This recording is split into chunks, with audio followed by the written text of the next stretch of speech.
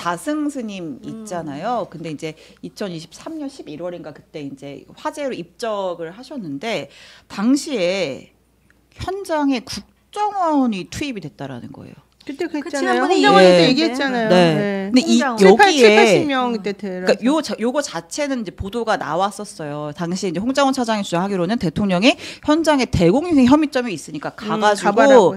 좀 알아봐라. 그래서 한 70명인가 요원들이 투입됐다라는 거잖아요. 근데 이 배경에 김건희 여사가 있다라는 얘기가 좀 있는 것 같아서. 그때 그 얘기가 나왔었죠. 네. 김건희 여사가 자승 스님하고 원래 이런저런 관계를 많이 가져왔었고 예. 자승 스님이 김건희 여사한테 많은 부탁을 했었었다. 네. 그랬는데 그런 부탁이 너무 이제 도가 지나치고 너무 힘이 들어가지고 그날 엄청나게 싸웠다. 예. 자승 스님하고 김건희 씨가. 여사하고. 그래서 네. 둘 간에 오고 간 얘기가 너무너무 많고 그것 때문에 혹시 증거가 남아있었을 가능성이 매우 높다. 그 자리에. 그게 이제 신용환 교수가 지난번에 저거 방송에서 했던 얘기인데 예. 그런 것들이 너무 위험한 상황이었는데 갑자기 그날 밤에 이분이 이제 입적을 하면서 네. 그 사실은 그날 자기가 맞은 최종적으로 입적하는 모습까지 동영상으로 찍어가지고 누구한테 보냈다는 얘기까지 있었어요. 원래가 증거를 남기기 위해서. 그거는 설마 진짜 야. 그 여자 보살에게 넘겼다는 소리가 있었어요. 그 여자 보살 이름까지 특정이 됐었어요. 사실은 여기서 내가 말하지 않겠지만 예. 어쨌든 그런 상황이었는데 갑자기 이제 그런 일이 벌어지고 나니까 네.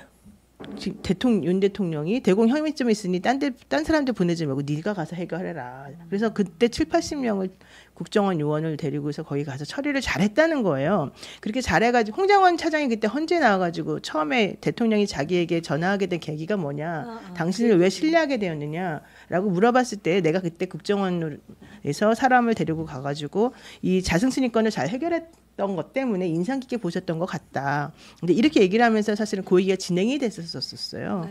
예. 그런데 실제 그 다음에 대공 혐의점이 뭐였는지에 대해서 아무도 밝히지를 않았고 실제 이분이 왜 그런 행동을 했는지 결정을 내렸는지는 아무도 나타나지가 않았었고 그때 김건희 여사가 너무 슬프게 오열을 하면서 오는 모습만 사실은 그때 방송에 나 그게 나왔었죠. 너무, 나 그 얘기 하려고 예, 사람들이 그때 전부 다 너무 이상하다 그렇게까지 할 필요는 생각했지. 없지 않냐 이런 얘기까지 막 나왔었단 말이죠. 이제 그러다 보니까 지난번에 헌재에서 자승스님 처리와 관련해서 자기를 신임했다라고 이 홍장원 차장이 얘기하니까 다들 사람들이 아니 무슨 자승스님 건에서 국정원이 들어가서 처리한 게 뭐가 우리들에게 공표되고 알려진 게 없는데 뭘 잘했다는 거야. 이제 이렇게 얘기하면서 말이 나왔었어요. 그거만 예. 드리면 7-80명이 동원될 수 있다. 그리고 그 오더를 내린 사람이 당시 조태용 안보실장이었다. 뭐 그런 얘기들이 나오더라고요. 언론 보도. 그러니까 이제 팩트랑 이제 추정을 조금 이제 구분을 지금 제가 해보자면 말씀드린 건 팩트만. 이제 그건 팩트고 그러니까 자승 홍정원이 말했던 것도 팩트죠. 네, 자승 스님이 김건희 여사와 커뮤니케이션을 꽤 했다는 것까지는 그거는 팩트인 것 같고. 그거는 신용환 교수의 말이에요. 주장. 근데 막 하염없이 운 거는 화면으로. 그건 좀 오열한 거는 또 사실 네. 오열이지. 그리고 이제 국정원 직원 꽤 다수가 한 7-80명 정도가 동원돼서 뭔가 대공 혐의점을 좀 차지를 하거나 이 사건을 정리를 했던 것도 팩트. 그렇죠. 근데 아니, 이상하잖아요. 무슨 네. 대공 혐의점이 있겠어요. 그 사람이 그날 갑자기 그러니까 그런 스님이 행동했는데. 대공 혐의점이 있다는 거예요. 그러니까 그 사건에서 홍장원 차장이 얘기한 게 그거였어요. 윤석열 대통령이 대공 혐의점이 있는 것 같으니 니네가 가서 처리해라라고 했다는 거예요. 참 스님도 대공 혐의점 있고 참 독특한 그러니까 나라에서 그러면 기가 차서 스님의 말하는 대공 혐의점이 있다는 건 상상도 안 가지만 네. 있다고 칩시다. 그래서 국정원이 동원됐다고 칩시다. 그러면 그와 관련된 수사 보고서가 나와야 될 거잖아요. 그거 되게 중요한 부분이잖아요. 네. 사람들이 그때 되게 궁금했던 거는 왜 검찰도 안 가고 경찰도 안 가고 국정원이 가냐 거기를. 그걸 되게 의심스러워했어요. 근데 네. 그 다음에 보고서가 안 나왔어요. 무슨 얘기 상황이었는지가. 느낌이 남산의 부장들이라는 영화 느낌이 나네요. 좀. 요거는 주장이에요. 팩트. 저건 느낌이래요. 그게 이제 주장이라든가 음모론이 생기는 거는 네. 결국은 이 정권이 독재 정권이고 구린 부분이 있어서 감추려고 한다라는 것들을 반증하는 겁니다. 한번 생각해 보세요. 개명천지에 조계종 총무원장이면 내각제 국가의 대장이에요. 넘버원이에요.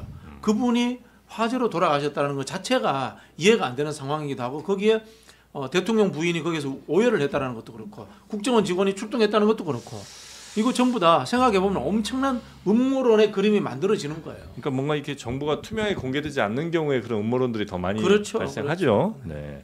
여튼 이거는 볼수록 좀 이상한 뉴스인데 아직까지 뭐 드러난 내용들이 이렇게 많지는 않다 보니까 아유 벌써부터 뭐 스님들이 여기저기서 나와가지고 별 얘기도 다 하고 그러기는 하더라고요. 맞아요. 게다가 신원식 실장도 검찰에서 진술했어요. 윤 대통령이 자승 스님이 돌아가신 것과 관련해서 그런 얘기를 했다. 대공 용의점이 있으니 가봐라라고 했다. 이거 신원식의 말로 나온 게. 네, 알겠습니다.